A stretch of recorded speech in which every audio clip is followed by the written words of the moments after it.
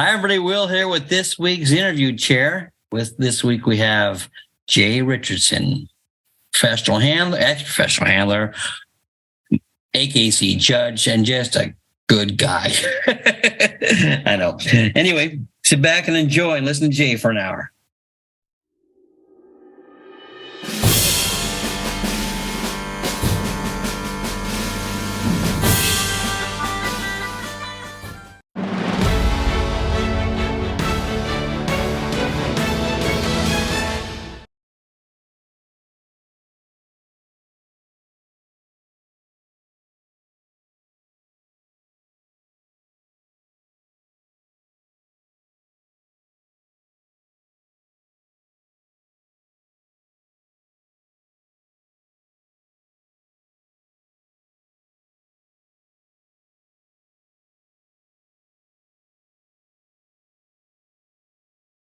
Hi, everybody. Will here with this week's interview chair, and is my dear friend Jay Richardson, ex-professional handler, AKC judge, and just good old round good guy.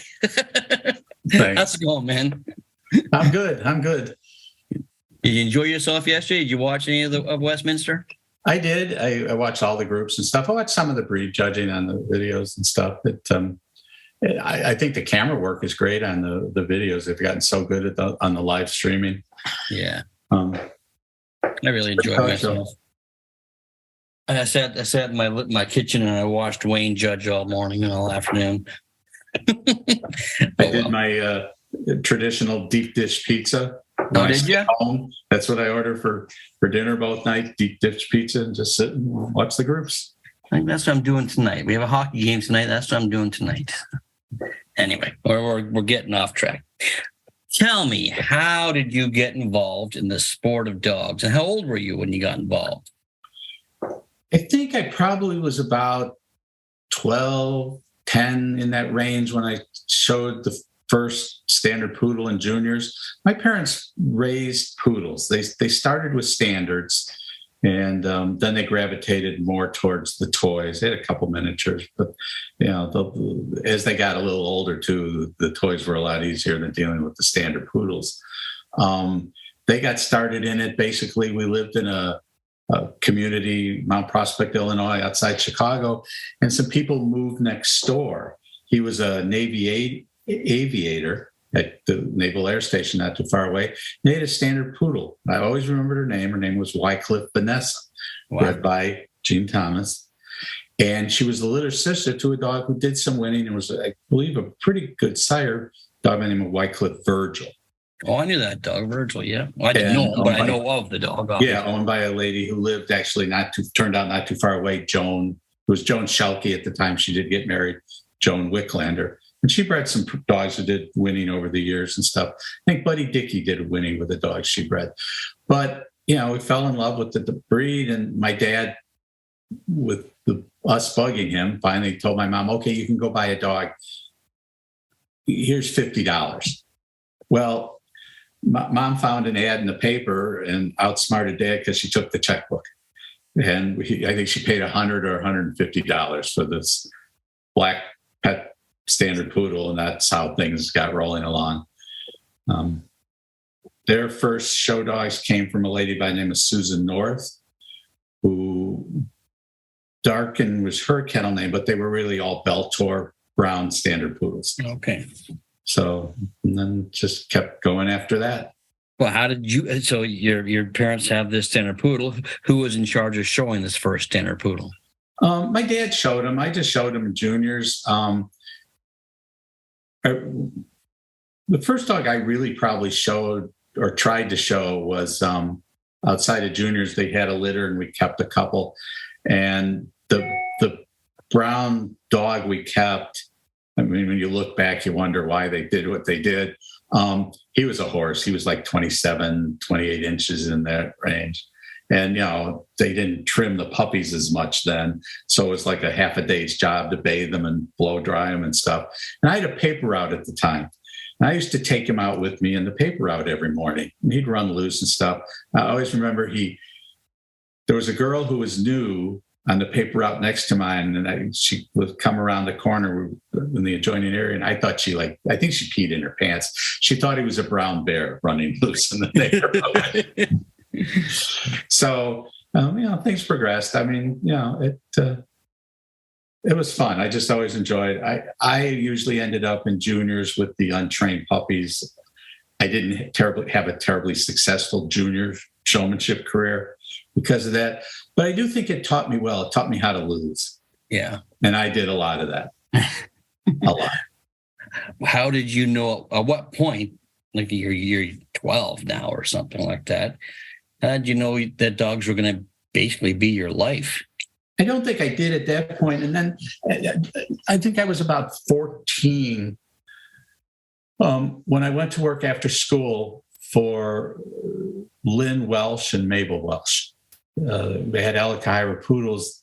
Lynn and Mabel were the founding people behind the Wheaton Kennel Club. And Lynn... Yeah, what poodles did they have? Alakahira was their kennel name. Okay. They were very successful. At that point, Mabel, they probably had about 20 dogs in the kennel, 25 dogs, a lot of toys and miniatures. I don't think they ever had standards. Mabel wasn't in the greatest health. She died probably about a year and a half after I started working there.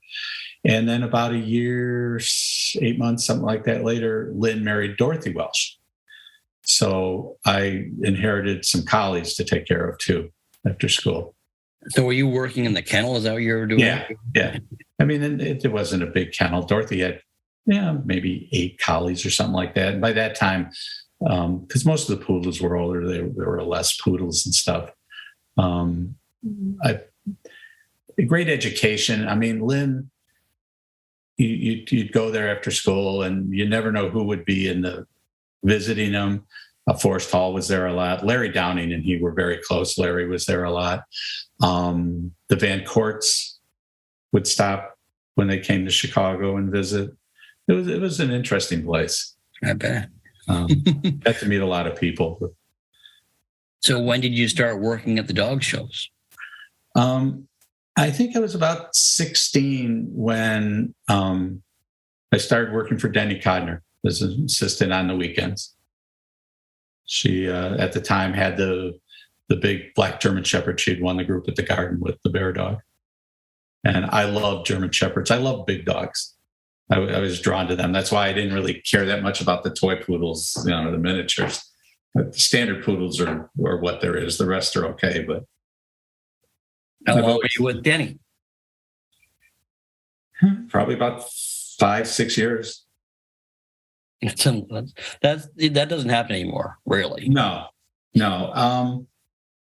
I mean, I got yelled at a lot. It taught me a lot. Taught me how to take care of dogs. It taught me more than anything else. I think that was the most important thing about the handling business, is taking care of the dogs. Yeah. The rest of it was secondary. The care of the dogs, the condition of the dogs. I always enjoyed probably early mornings with all the dogs out in the X-Pen and stuff like that, the best. Quiet, just you and the dogs and stuff. I kind of think I decided at that point that I wanted to pursue a career as a handler. I saw it as an opportunity to be around more dogs than I ever would be able to own. I think that kind of got me more than anything else, just being around the dogs. And I mean, I think in a way I got along better with most dogs than I did with most people. And most of us are like that, I think. So did you work for anybody else other than Denny Codner? No. So when did you go on your own then? In those days, it was towards the end. I did have a handler's license from AKC. I don't even remember what all I got, because you had to be 21, and then you could get a handler's license and go out on your own. I actually remember flying to New York to meet Mr. Brumby, not Len, but his son was in charge of the handlers and stuff. And I had an interview with him, and probably about 5 or 6 months after I got a handler's license is when they did away with licensing the handlers. and then just kind of fell into place. Well, there's a lot more to it than that, Jay. What happened after that? So are you still in Chicago area? Yes, I pretty much lived in Chicago my whole life. When did you get did you go out and get a kennel? What did you do? How did you get started? It just seems, you get a couple dogs to show, like a couple of people that Denny had shown some dogs for, Springers and some Siberians and stuff. And then it just kind of, get a couple more and a couple more. And, I had a kennel in Lakemore, Illinois, which is located, the Chicago suburb, out in the boondocks a little bit. Not too far from Island Lake, where Ken and Virginia live. Okay. In that area. And then I eventually moved to Kenosha, Wisconsin, which is where I handled out of pretty much the rest of the time. How old were you at this time, Jay? When you started on your own? 22. 22. Okay. And I mean, I did not do it full time to begin with. I mean, there wasn't that many dogs to show. I did have another job. Worked for Baxter Travenol, the medical supply people and stuff. Okay. But shortly thereafter, I was able to, get enough to go on my own. And what was your first dog that sort of got you on the map?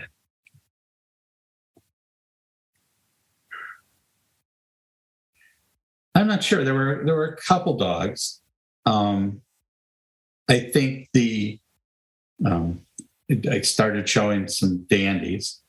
Now, did Denny work on terriers at all? She had a couple Norwich and a couple. She had one client that she showed some Norwich for, and I think we had like a couple Australian terriers, but no, that was about it. But like a dandy is a difficult dog to trim and condition. How did you just woke up and just did it? Well, I was kind of involved with the girl who owned the dog, Dawn, who married for a few years. And actually, when we started out, she did all the trimming. Then I, got dandies, and I got soft coats to show, some border terriers. It just kind of, they just appear sometimes. And it just like anything else. I mean, you learn by doing. This is certainly one of those businesses that you learn by doing. You learn by making mistakes, and hopefully you don't keep repeating the mistakes. I mean, to me, that's how you learn how to trim. Certainly I always thought I was lucky in this area, going to dog shows every weekend, seeing people like Dick Cooper every weekend, George Ward a lot and stuff. And I can't speak enough about how helpful they were. I mean, George would never do anything for you, neither would Dick, but he would tell you things. You're right. He'd tell you, you could ask him and he would tell you what you did wrong. And George too. And I think that's one of the things that's so valuable in this business, if you can find people like that. There were some people also, the handlers in Chicago, that were very helpful to me when I got started. Betty Jean and Rich Orsino, who showed a lot of working dogs. I learned a lot by watching Rich show the tough Rottweilers and stuff like that. And they sent some dogs for me to show and stuff. That's how I kind of got started in Ridgebacks, was through them. No, you've shown a lot of different breeds, which is it's not the norm down there nowadays. I guess a few years back it was more normal. What breed do you think you're most known for then? Like I think of you. I told you earlier, I thought you bred dandies.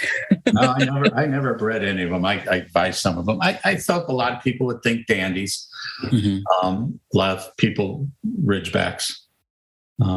Showed a bunch of Dalmatians. I always tried to I thought it helpful to keep a blend of the Ridgebacks and the Dalmatians, the Rottweilers, the spit and go dogs, so to speak, versus the Dandies, the soft coats, the Westies. The dogs require more time to get them ready and things like that. You're a guy of two hats because you were a professional handler and now you're a successful judge. So the first question I'm going to lean towards handling. If a young man or young woman came up to you now and said they wanted to be a handler, what advice would you give them, Jay? It's funny. I had a conversation probably about a month ago with somebody about that. The first thing I would tell them is go find that boarding kennel, that grooming business, that pet care business, something like that. I think that if I had to do it over again, I would do that. I think then having that, because the majority of money, I think, in dogs these days is in the pet business, the pet care. And it gives you then the flexibility. You don't have to show every dog that people bring you to show. You can be a little bit more selective, showing the dogs and showing for the people you want to show for. I think that is the best piece of advice I could get. I mean, I love showing dogs. It's given me an opportunity to see the world as a judge, to meet all kinds of terribly interesting people, and to be around great dogs, whether I showed them or just seeing them every weekend with another handler. And I think that's it's hard to imagine not doing this, I guess. Yeah. When did you retire from handling? I think it was about 92. 92. Wow. It didn't seem like it was that long ago, but it is. That's a long time ago. Yeah. I just got about a month ago, 2 months ago, like my 25th judging pin and certificate. So, and when it came, I thought, I've been doing this that long. Yeah, it does. It's weird. It just all blends together. Yeah. So when you decided when you retired, did you automatically decide you wanted to start judging? I wasn't sure. So what I ended up after talking, Maribeth had a lot to do with the judges at that time. And after talking to her, I ended up applying for 13 breeds over working, terrier, non-sporting. It was the 13 breeds I was most comfortable with.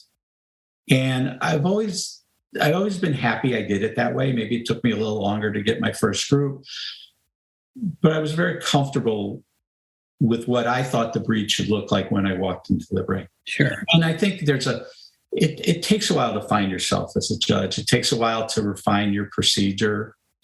I mean, to me, there's really no right or wrong way to arrive at your decision.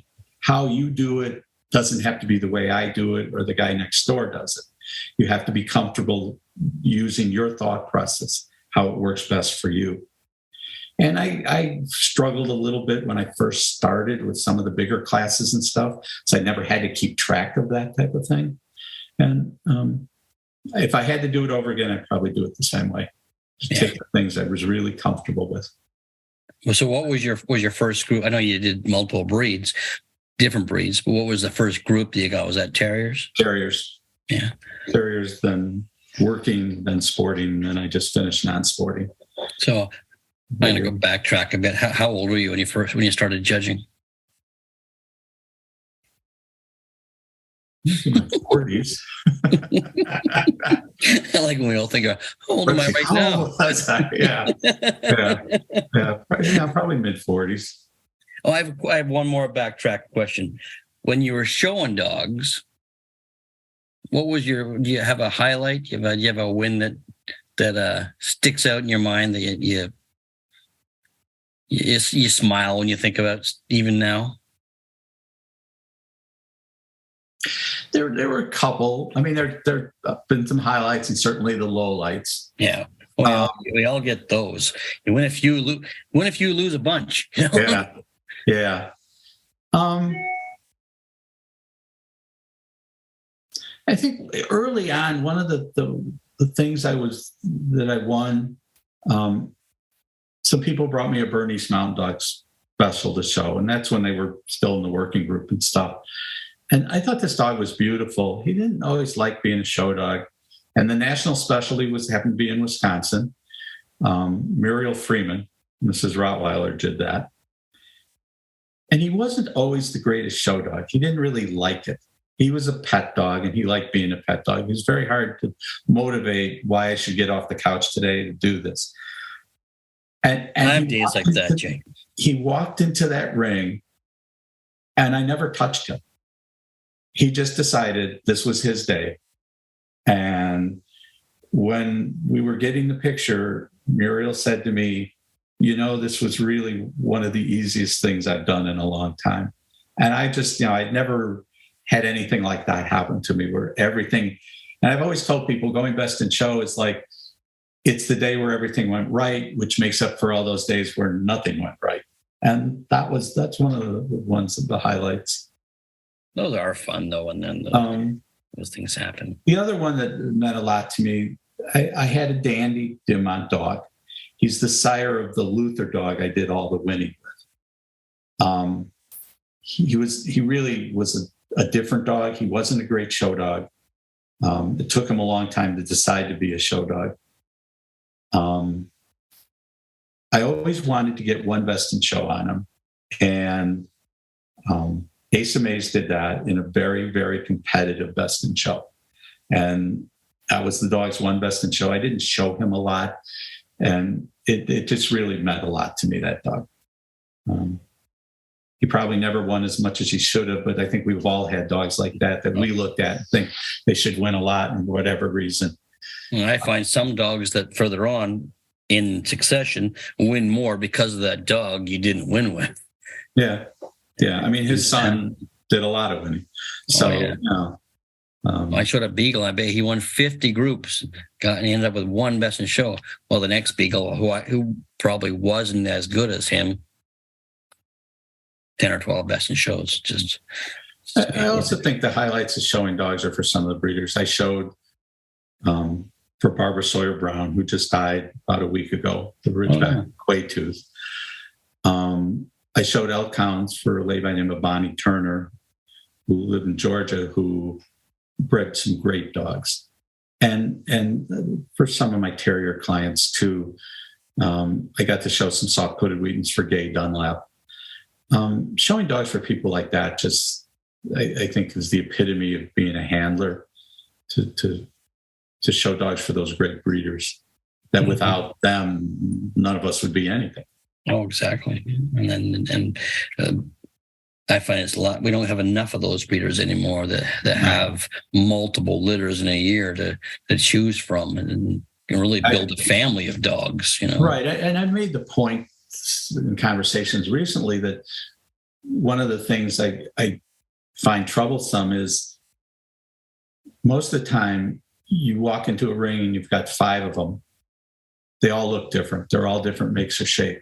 The days of walking into a ring and looking at a dog and going, I know what kennel that dog came from, they aren't that prevalent anymore.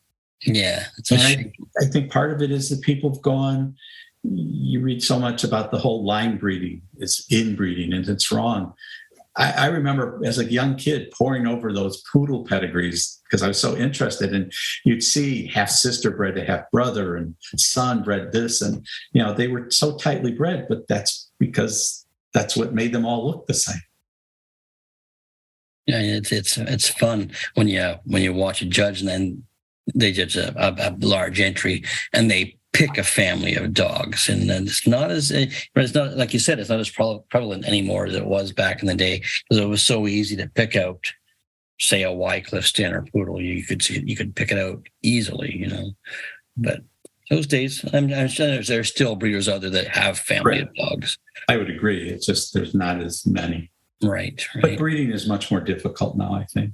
Well, if you have more than 2 litters, you're considered a puppy mill. So it's hard to find property to have a big kennel if you could find help. And the days of having 20 or 30 bitches is long gone.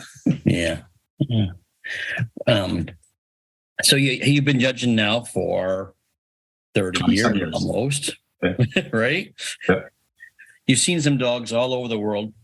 Without commenting on dogs that are being shown actively, are there some dogs out there that you wish you could either been a part of, either by showing or by judging? Are those dogs that stuck out in your mind that have left a huge impression on you?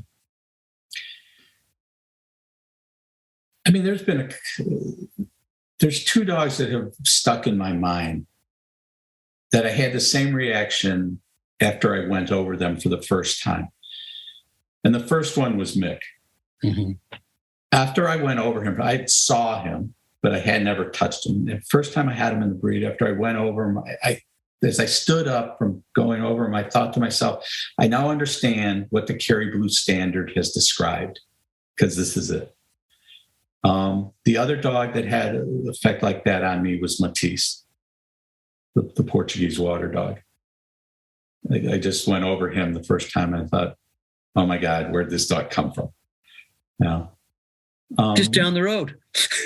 Well, I know we were getting a picture, and I said to Michael, well, I won't repeat exactly what I said, but basically I said, where did this dog come from? Where did you find this dog? Canada? Yeah, Donna lives about an hour from me. Yeah.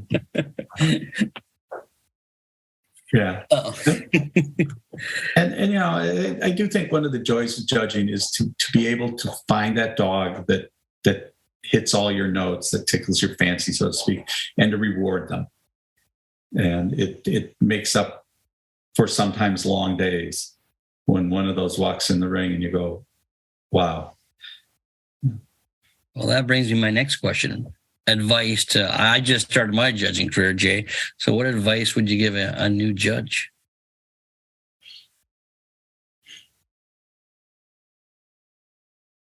You can't make them what they aren't.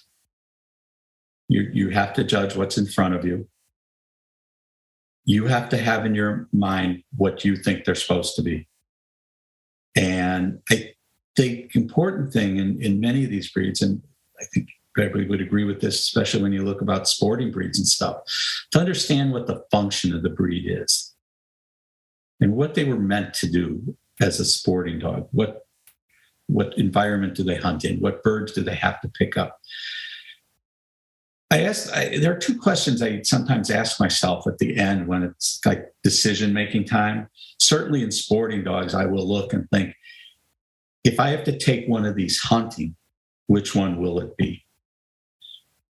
And other times I will ask myself, if I have to buy one of these for breeding, which one will I buy? Because I sometimes think that helps me find the one that's maybe not the flashiest, maybe not the, quote, prettiest, but has those breed characteristics that are important to what makes them what they are. And I think when you start out judging, you sometimes overthink too.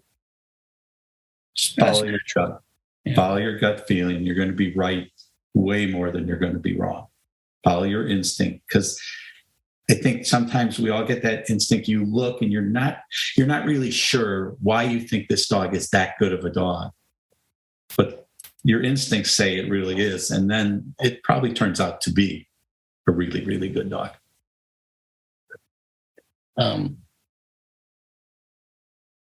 Over the years, you've had, you're a handler and a judge. What mentors? Obviously, we talked about Denny already. Are there other people that really impacted you on what how you've gone forward?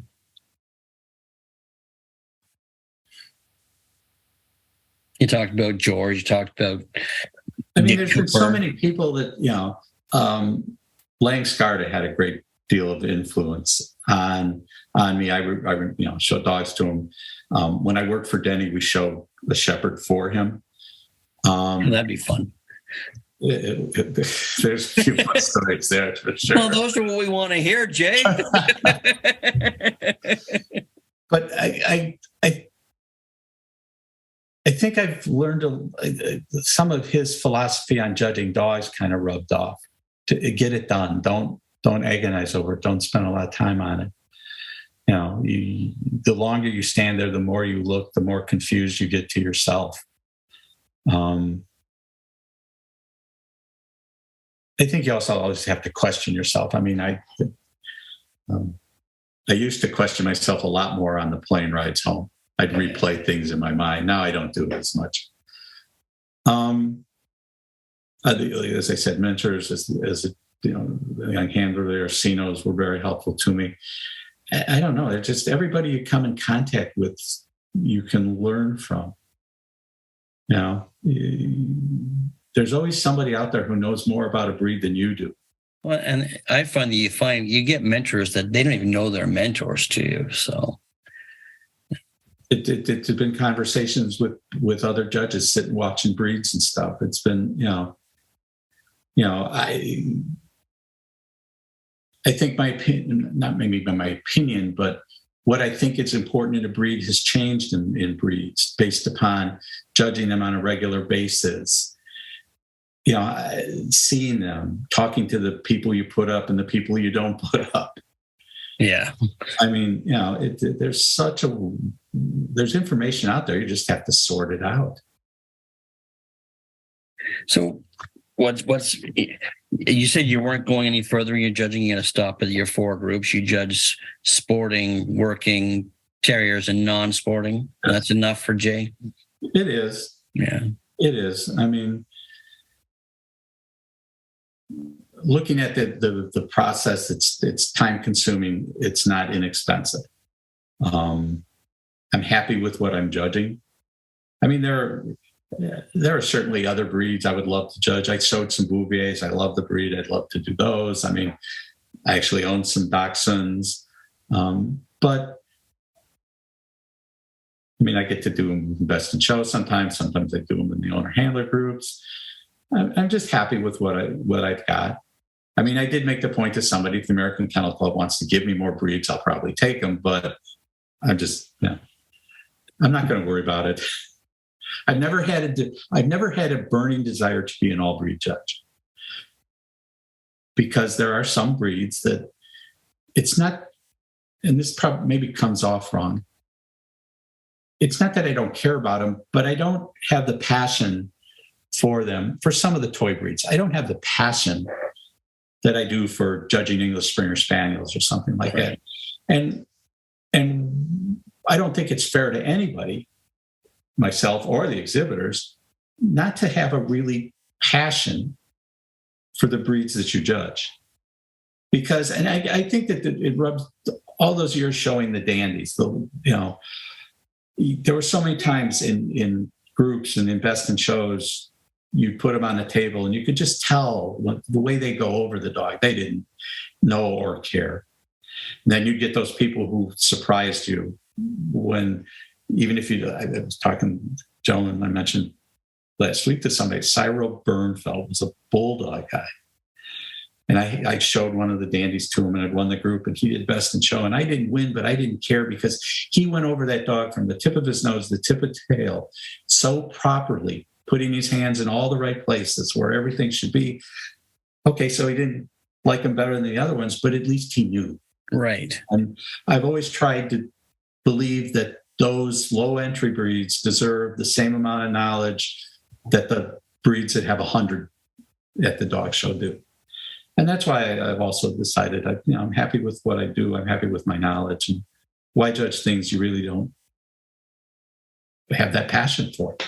That makes sense. So what are you doing? I think are you a member of a kennel club? What are you doing? Well, I've been show chairman and secretary for the Wheaton Kennel Club for, 40 some years now, it seems. It's been one of those positions for life. I mean, Dorothy Welsh kind of willed it to me when she retired. Yeah. And she'd been show chairman for like ever. That's a big responsibility too, running dog shows. Yeah. And I am a member of the International Kennel Club. And that's an exciting one. That one seems to be getting a lot of talk. Right. We have our show on Friday, and then International is Saturday. It is. I think the January show went good for somebody. I mean, I remember going to the International when I was a little kid. I remember sleeping on the benches, and I remember you had to pay when you left on Saturday. You had to pay $5, leave a $5 deposit to leave the bench show, which you got back when you returned on Sunday. Oh, wow. That was when it was down at the International Amphitheater and stuff. So it's fun. I think this August we're going back to McCormick Place where the shows were at the end of their life, and I think it's going to be good. A lot of things are going on. Meet the Breeds is going to be there. A lot of things. The whole purpose is to get the public back interested.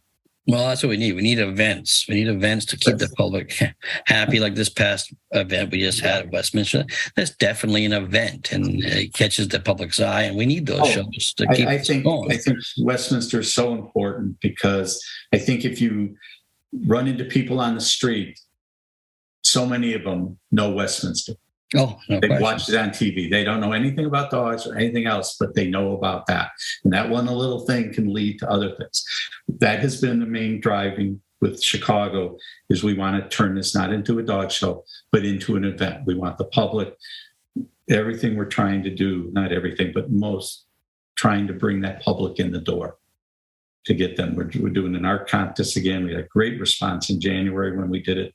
This time we're opening it up to all the schools, even like colleges and universities in Chicago, just to get, Meet the Breeds will be there.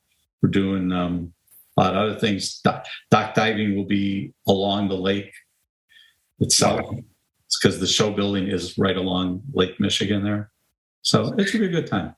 Yeah, well, that sounds great. And I hope I can attend this year and get down there and see it. Like when I was a kid, we only had one bench show when I was a kid, but it was an event. I don't know if you ever heard of the Sportsman Show. Yes.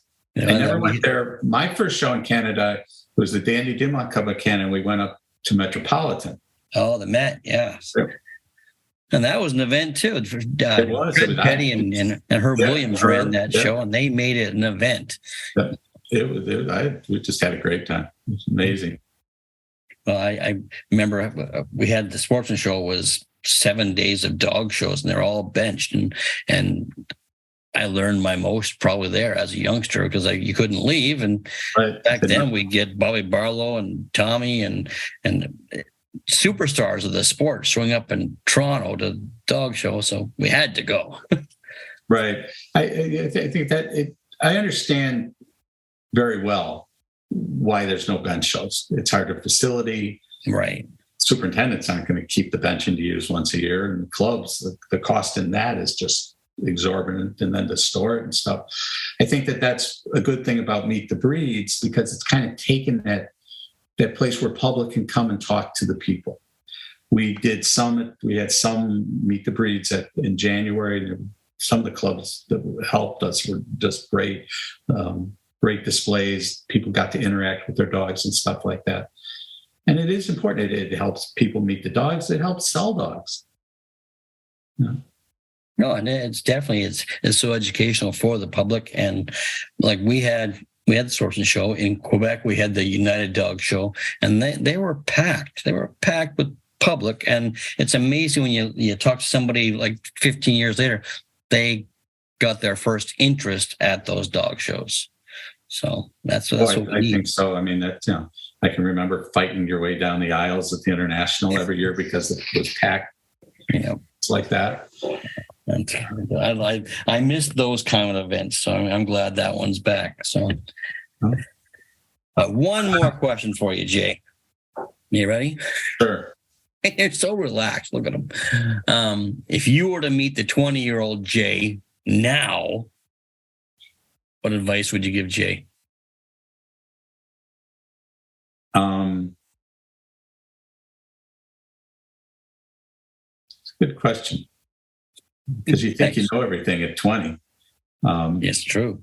The advice I probably gave this person, I probably would have explored a boarding kennel more. I would have shown dogs, I think, like I did. I mean, I have no regrets about that. Probably pay more attention to the business aspect of the handling side.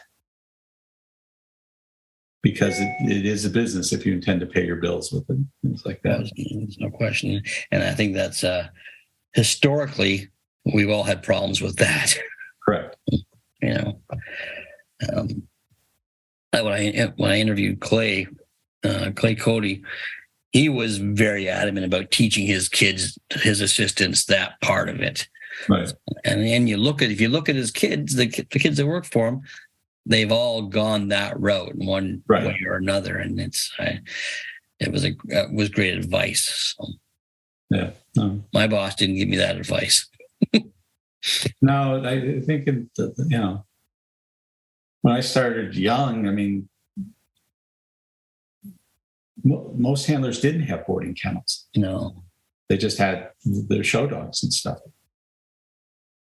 Well, you think about it. You think you had to line up help for the dog show, then you have to line up help for your boarding kennel. You know, and that was definitely easier back then. Like, I couldn't imagine doing it today. It's just so hard to find anybody that wants to work anymore. So where are you off to next?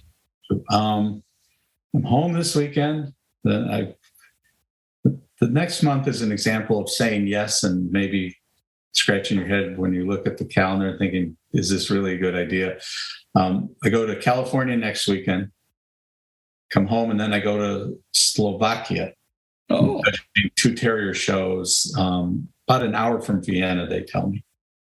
Come home, go to Louisiana for 2 days, and then I get home from Louisiana, hopefully, as long as the airlines deliver, Sunday night, because I have to leave Monday night for Australia. Oh, jeez. I'm going to judge 4 shows over there, and then I'm going to stay for a few extra days. So you got a busy month, man. Then I got get home from Australia, and I have I think 2 or 3 days, and then I have to be in Montana for 2 days. And I tell you the truth, I haven't even looked at July. And I'm not going to right now. Yeah, I think I'd be better off being surprised. Yeah. I think you want to hold back for a while. All I know is the cleaners are probably the happiest people with that kind of schedule, because I spend a lot of money at dry cleaners. We all do. I was there this morning. All right, man. Well, I appreciate your time. I'll let you get back to your work.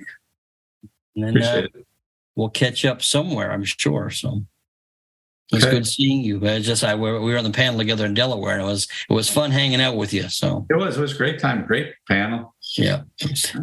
I missed the storm, so I guess that was bad on the last day, but I was already out of there. Unfortunately, it was worse that night, and during the day when I was judging, it really wasn't that bad. But the grounds people were concerned about the grounds being pulled, and they just decided at 10 o'clock that we had to end it. So I was disappointed. I didn't get to do the terrier group, and I thought it was going to be a very fun terrier group. So yeah, it looked like it.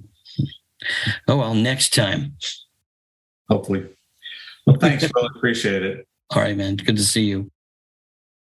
Thanks, Jay. It was a great time. It's amazing how calm you seem when we're talking. And it's at home, at the dog shows, you're calm as well. But it just seemed like you were so relaxed the whole time. Anyway, if you like what you're seeing here, make sure you press the like, share, and subscribe button. You want to find out what's happening in Will's world, go to willalexander.net. And don't forget about the podcast every Thursday. Wayne Kavanaugh and myself, the Dog Show Drive. Stay safe out there. Till next time, guys.